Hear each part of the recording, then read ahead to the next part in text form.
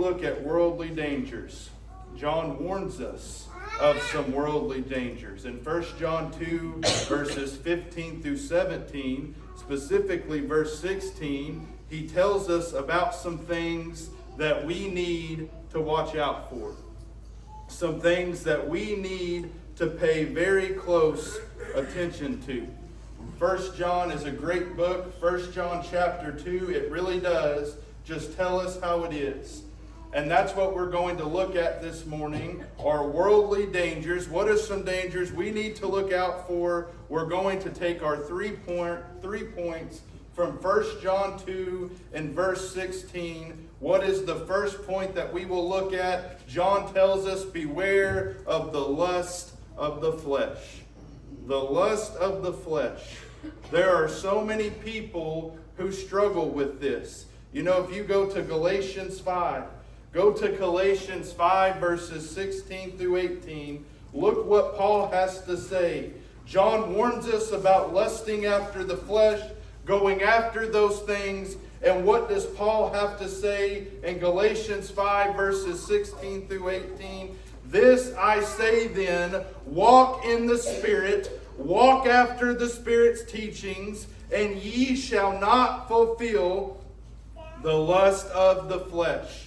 Walk after God's ways. Do what God wants you to do. Obey His commandments. And you're not going to go after those things. Look at verse 17. For the flesh lusteth against the Spirit, and the Spirit against the flesh. And these are contrary the one to the other, so that ye cannot do the things that ye would. You cannot have it both ways. You're either walking in the Spirit or you're not. But do not chase after those sinful things. Make the decision. The lust of the flesh is a dangerous thing. Paul says it can be avoided if you walk in the Spirit. There are some Christians who want it both ways. They want to chase after those lustful things, fulfill their desires, but then also they want to try to walk in the Spirit. And Paul says that is not going to work. You have to make a decision on what you want to do. This is a real danger. This is something people struggle with. Those fleshly desires. But Paul tells us right there how to overcome it. This is what you must do. Walk in the Spirit's teachings and be righteous, and you can overcome it. It's not going to be easy. It is going to be hard, but you can do it. And John warns us, these things are not of the Father, but they are of the world. He tells us that in 1 John chapter 2 and verse 17. But what else would John tell us? Go to 1 John 3 and verse 9. 1 John 3 and verse 9, look what John says. Whoever is born of God does not commit sin. This is habitual sin. This doesn't mean we're not going to stumble from time to time, but we're not giving in to our desires. Whoever is born of God, whoever is going to be a Christian, whoever has obeyed the gospel, they cannot continue to do what? To give in to sin. For his seed remaineth in him, and he cannot sin because he is born of God. What has he done? He has learned self-control. He has learned to tell himself no, and not give in, and not fulfill the lust of the flesh. He says, I'm not doing it. I'm born of God. I'm not getting in the habit of it. I'm going to walk in the light no matter what. If you are a Christian, you're going to do this. Now, this doesn't mean that you're not going to stumble from time to time, because you will. But you can't get in the habit of giving in to the lust of the flesh. You have to walk the other way. You have to say no. You have to have self-control. I preach this all the time to Christians. You must have self-control in this life. It's going to be hard for you to be a Christian if you do not have it. Paul says, walk in the Spirit, walk in the Spirit's teachings, and you can overcome it. There are so many examples in the Bible of people who gave in to their desires. Look at Numbers 11. Numbers 11. Numbers 11 verses 1 through 4. You remember what happened right here. And when the people complained, it displeased the Lord, and the Lord heard it, and his anger was kindled, and the fire of the Lord burnt among them and consumed them that were in the uttermost parts of the camp. And the people cried unto Moses, and when Moses prayed unto the Lord, the fire was quenched, and he called the name of the place Taberah, because of the fire of the Lord burnt among them. Now look at verse 4. And the mixed multitude that was among them fell a-lusting, and the children of Israel also wept again and said, who shall give us flesh to eat? We remember in Egypt we had all those things. They lusted after those things. We want to give in and go back to that. But they had forgotten what God had already done for them, and how he guided them, and how he fed them, and where was he taking them? To the promised land.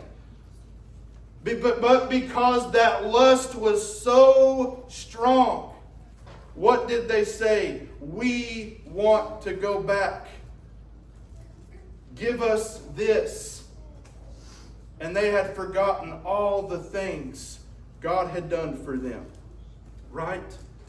Christians who go back to the world and give in to those desires and take part of those sinful things, they forget how good God has been to them and all the things that God has done for them. You have to stand your ground. You have to continue to grow. And what do you have to do? I'm not giving in anymore. That's what you have to do. I'm not giving in to these desires anymore, because we can see how dangerous it is. Read the rest of the chapter. God is not going to be very pleased with them. You read all of Judges 16, read that whole chapter about Samson. What did he do? He constantly gave in to his lustful desires, his fleshly desires. Sexual immorality was all around. He gave in all the time. And how did it end for him? He had his eyes plucked out as he was there. His arms were tied up. What was he thinking to himself at that moment? Was giving in worth it? Was all of this worth it? Look at the pitiful state that I'm in. How many people have destroyed their lives, destroyed their Christian reputations? You'll see it from time to time because they were tempted and they acted on it. Instead of just telling themselves, no, it's temporary.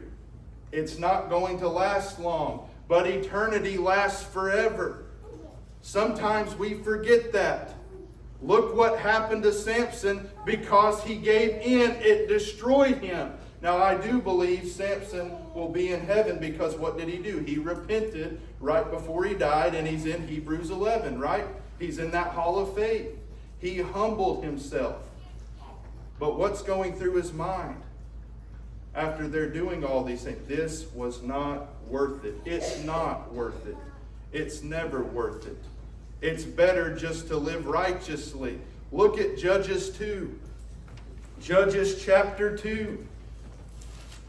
You remember verses 11 through 13. Why did Israel always chase after these other gods? Because they wanted to practice immorality. These gods that they worship. That's why they went after all these other gods and worshiped them. Judges 2 verses 11 through 13. Look at the gods that they worship. They turned their back on God. And look at verse 19 of that same chapter. And it came to pass when the judge was dead that they returned and corrupted themselves more than their fathers, and following other gods to serve them, and to bow down unto them, and they ceased not from their own doings, and from their stubborn way they got worse. It just continued to get worse. They gave in to their desires, and they corrupted themselves worse and worse and worse. Sin is a progression. You give in here, you'll continue to do it, and you don't know where it's going to end. Sin will keep you a lot longer than you want to. Don't do it. Learn from their example. See what they're doing and how they corrupted themselves to give in to their fleshful desires, because that's why they worship these other gods. Because God said, don't do it. They said, that's fine, we'll go over here and do what we want. And it got worse and worse and worse. And I'm just here to tell you as a warning. If you don't tell yourself no, and I'm not trying to be repetitive, it's just going to get worse and worse and worse. And harder and harder and harder to repent and turn back to God. John is telling us, stay away from it. Do not give in. It would be wise not to do it and just continue to live that Christian life. You have another example in Numbers 25. Just real quickly, Numbers 25 verses 1 through 3.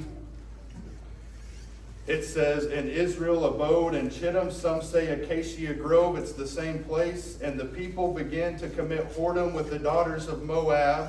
Shocker of shocks, but what comes right after that in verse 2? And they called the people unto the sacrifices of their gods. And the people did eat and bow down to their gods. And Israel joined himself unto Baal Peor. The anger of the Lord was kindled against Israel. They're going to fall. You look at verse 9, you see what will happen. And those that died in the plague were 24,000. You see what happened because they gave in to their desires. This event was so significant that the Apostle Paul would talk about it. Go to 1 Corinthians 10. 1 Corinthians 10, verses 5 through 8, and then we'll move on to our next point. But with many of them God was not well pleased, for they were overthrown in the wilderness. Now these things were our examples, to the intent we should not lust after evil things, as they also lusted. Neither be ye be idolaters, as some of them. As it was written, the people sat down to eat and drink and rose up to play. And look at verse 8. Neither let us commit fornication, as some of them committed, and fell in one day 20 and 3,000. Excuse me there. My Bible's a little ripped. What is he saying? You need to learn from this. Learn from what happened. Paul is telling the church at Corinth this. Why? Because they're struggling with this issue.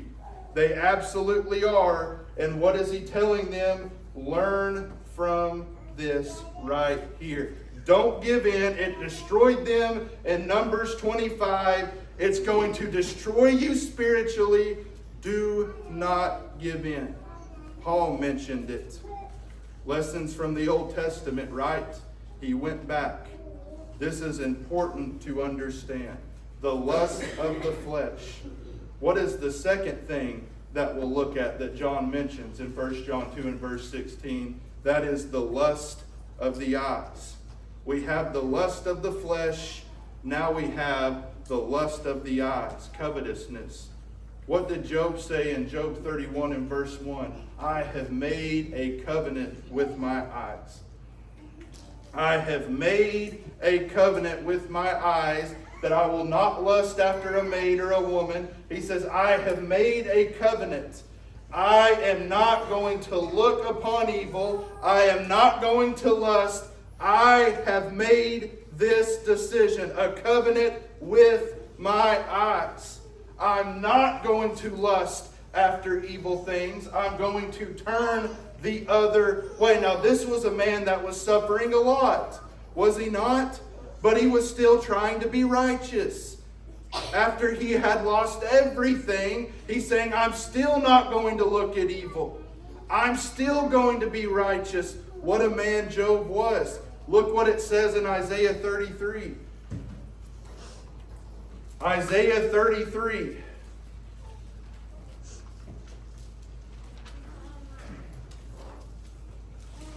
Verses 15 and 16. God is telling his people how to be righteous. He that walketh righteously and speaketh uprightly, he that despiseth the grain of oppressions, that shaketh his hands from holding of bribes, that stoppeth his ears from hearing of blood. He's being righteous, and what does he say? And shutteth his eyes from seeing evil. He shall dwell on high. His place of defense shall be the munitions of rocks. Bread shall be given him. His water shall be sure. He keeps his eyes. He shuts his eyes. He's not even going to look at evil. Didn't Solomon say that in Proverbs 23 when it comes to alcohol? Don't even look at it. Don't even go over there. But there are some Christians that say what? It's okay to drink in moderation. That's wrong. Because Solomon says what? Don't even look at it. What's a righteous man? Isaiah tell him he doesn't look at evil. He shuts his eyes away from evil. He's not going to look at it and lust in his heart. Because he loves me. What about our entertainment, right? Some Christians will go out and watch filthy movies. Why? Why are you doing that? That filth that you are watching put Christ on the cross. Why do you want to take part in that? Well, I have to go see it. No, you do not. You do not have to go see it. You don't have to go watch it at all. Especially if it's going to put these desires in you, these sinful desires. You need to stay away from it. That was David's problem when he walked out. I don't think he was going out just looking for Bathsheba, but he saw it. He didn't do what Job did, right? He could have changed his environment. We know this story. It's been told many times. He could have just went right back in the house and said no, but that's not what he did, and look how it destroyed him, and look at the people who suffered along the way. It's easy just to look at it, but you turn around and say, I'm not doing it because I love God too much. The lust of the eye, seeing these things, we have to stay away. Look at Proverbs 27 and verse 20. Proverbs 27 and verse 20. Hell and destruction are never full. This also is death. Hell is also the translation for Sheol, which is death. Hell or death and destruction are never full. So the eyes of man are never satisfied. Just like death is never satisfied. People die every second of the day, right? People die all the time. Just as death is never satisfied and swallows people up, if you're not careful, your eyes can get out of control. You need to walk carefully. Pay attention to what you are doing. If you get on your phone and you see inappropriate things pop up on Facebook, maybe it's time to take a break from Facebook for a while. Take a break from social media if it's causing you to sin. Because what does Solomon say? The eyes are never satisfied. Look at Ecclesiastes 2. Ecclesiastes 2, verses 10 and 11. Ecclesiastes 2, verses 10 and 11. What is Solomon saying? And whatsoever mine eyes desired, I kept not from them. I withheld not my heart from any joy, for my heart rejoiced in all my labor, and this was the portion of all my labor. What I saw with my eyes, what I lusted after, I went after. I had all the palaces. I had all the women. He did all of these things. And look at verse 11. I saw it with my eyes. Then I looked on all the works of my hands had wrought, and on the labor I had labored to do. And behold, all was vanity, and vexation of spirit, and there was no profit under the sun.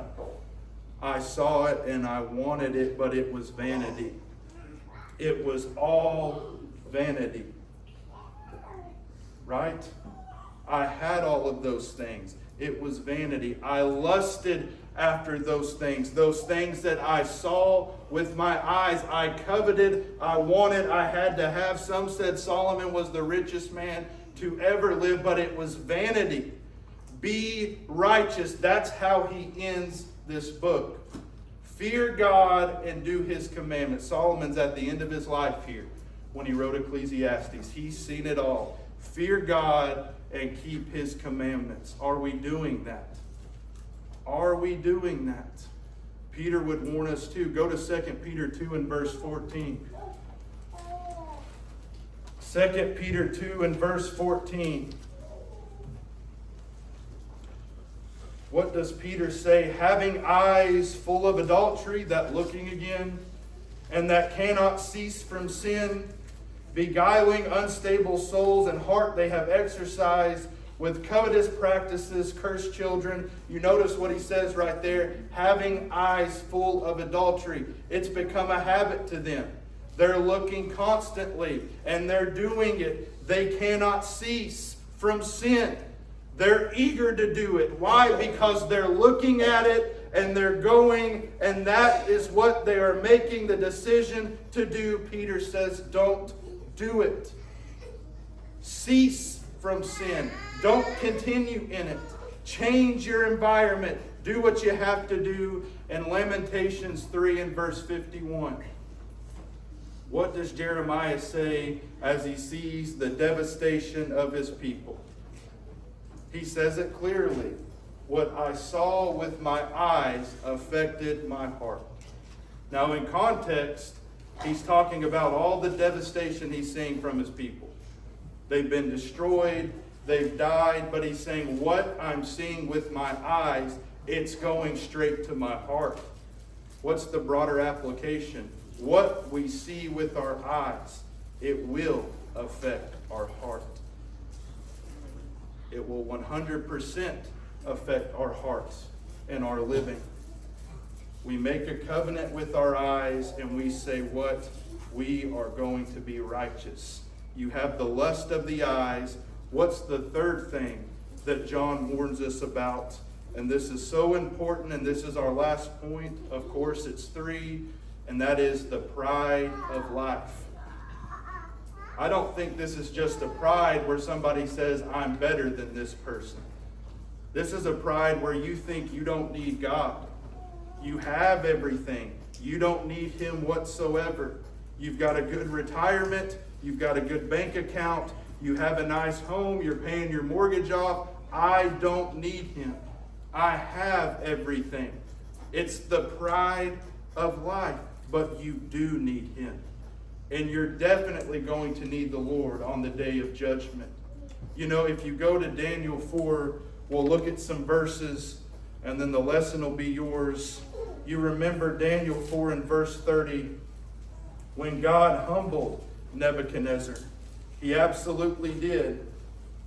Now you look at verse 37 and what's going on. Daniel 4 and verse 37, now I, Nebuchadnezzar, praise and extol and honor the King of heaven, all whose works are true, and his ways judgment, and those that walk in pride he is able to abase, he's able to bring them down. What did Nebuchadnezzar start doing? I did this on my own. We know as we study Wednesday night about Nebuchadnezzar. I would invite you to come join, but what is he saying? I did all of this, and God said, no, you did not. You did not. I could have used anybody to punish my people. I could have used a 7-Up can if I wanted to. But I chose you. I lifted you up for a specific purpose. You did not do anything. Without me, you were nothing. I lifted you up. And he said, now I understand it. Now some say Nebuchadnezzar will be in heaven. I'm not going to go that far. He was a pagan king, right? But God used him for a specific purpose. He said, it was me. I am God. I did this. I didn't need him. God said, no. I used you for a specific purpose. I did this. If you go to Revelation 3 and verse 17, this is so important. Revelation 3 in verse 17. Look what it says right here to the church at Laodicea. Jesus says what? Because thou sayest, I am rich and increased with goods, and have need of nothing, and knowest not that thou art wretched and miserable and poor and blind and naked. What were they doing? Laodicea was so rich, it completely got destroyed and wrecked by a hurricane. The Roman government said, we will rebuild it for you. They said, that's okay. We've got enough money. We'll rebuild it ourselves. That's how much money they had. And they were saying what? We have all these things. They were lukewarm. We have all the riches. We have everything we want. We're good. But Jesus said, you're miserable. You're really poor because you don't have me. And your pride has come up here to think that all this money you have is what's going to save you and you're going to be okay because of it. But you don't have me. You're poor and miserable. It's time to humble yourself and do it in a hurry. Because you need me, because persecution is coming. And you won't make it unless you have me. Right? In this country, we've had it so good. We eat until we're full. We have heated homes. We have all kinds of great blessings here. And I think some Americans, because we have these blessings, they push God to the side. I have a buddy who does missionary work in the Philippines. He said there are people who don't have limbs. They'll pay people to come pick them up with what little money they have, and they drive 3 days to the closest church to go and worship. Because they know they need them. They can't make it without them, right? They're looking forward to going to heaven. There's no pride there, but it's hard to get some Christians to come to church on Sunday. And here they are, no limbs, traveling 3 days so they can go worship God. People will come and pick them up. Pride is a dangerous thing. When societies start thinking, when Christians start thinking, I don't need God anymore, we have everything, that's when they start crumbling and start coming down. We need God. We do need Him. We're always going to need Him. And we can't think we have everything. John warns us, the pride of life. It's not from the Father. It's of this world. Look at Proverbs 30 and verse 20. We'll look at one more verse and then the lesson will be yours. Proverbs 30 and verse 20.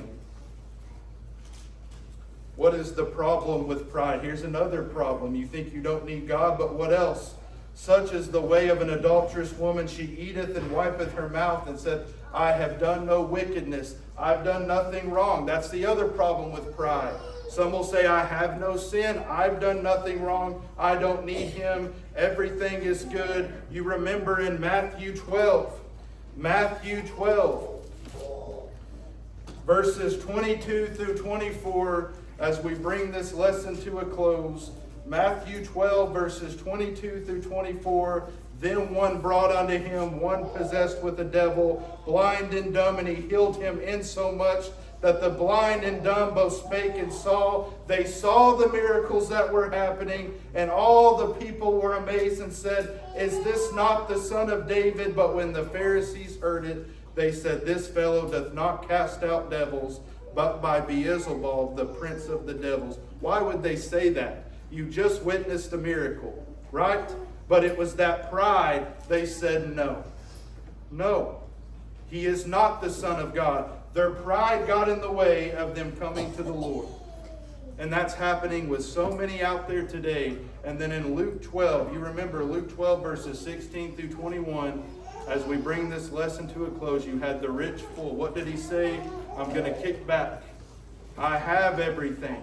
I don't need anything anymore. I've got all of these possessions. And God said, that's foolish. Thy fool. Your pride has gotten the best of you. You do need me. John warned us against these things. The lust of the flesh, the lust of the eyes, and the pride of life. John says, stay away from it. You're not going to go to heaven if you're doing these things. I hope this lesson has helped somebody out there this morning. Maybe there's somebody out there who is not a Christian and would like to be baptized for the remission of sin. You must obey the gospel to have your sins removed. We do it the same way as they did in Acts chapter 2. I'll always say that. We would love to do that for you. Or maybe there's somebody out there this morning who just needs the prayers of the church. Please, whatever your needs may be, we ask that you come forward as together we stand and sing the song.